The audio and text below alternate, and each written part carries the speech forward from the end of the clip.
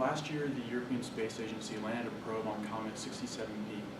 In the press conference that followed, the agency's director closed with the following remark: "Today we have demonstrated that the European expertise is the best expertise in the world."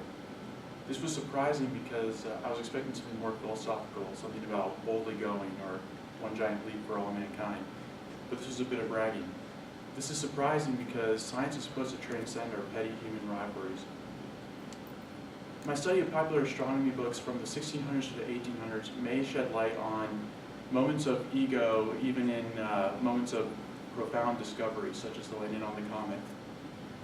That's because astronomy books in this revolutionary era show a strange interest in human difference.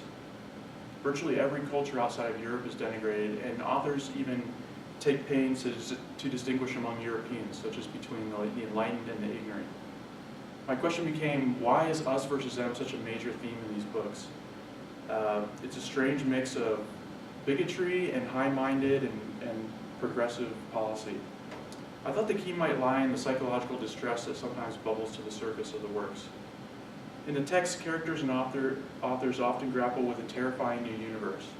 In one exchange, a fictional astronomy student says, "Here's a universe so large that I'm lost. I no longer know where I am. I am nothing." I wanted to understand this combination of wonder, trauma, and bigotry. Searching for a connection, I hit upon a concept I first learned at the University of Arizona. Researchers there helped pioneer the terror management theory, a theory that's been tested now in over 200 carefully controlled experiments. The gist is, when people are reminded of death, they tend to reinforce the worldviews of their social group.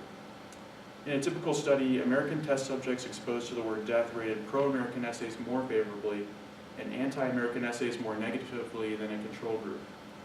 The effect has been demonstrated to affect many different groups, though, not just nationality. Researchers speculate that social groups offer a buffer against the anxiety of dying because groups offer some sort of continuity after death, either literally or symbolically.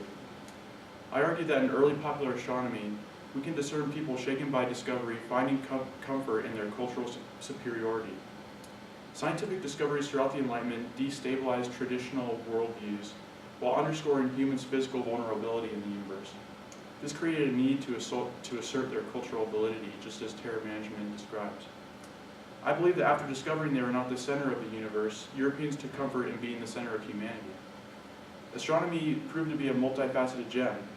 On one side, it was intellectually magnificent, but on another side, it was terrifying. And crucially, it could also prove cultural superiority. For those who wanted it, they could find proofs that the culture had progressed, for example, in the accurate prediction of comets. I hope that my study reminds us that scientific advancement alone does not make us more humane. And we should remember Martin Luther King's warning that we should not let our scientific and technical progress outstrip our moral progress. Thank you.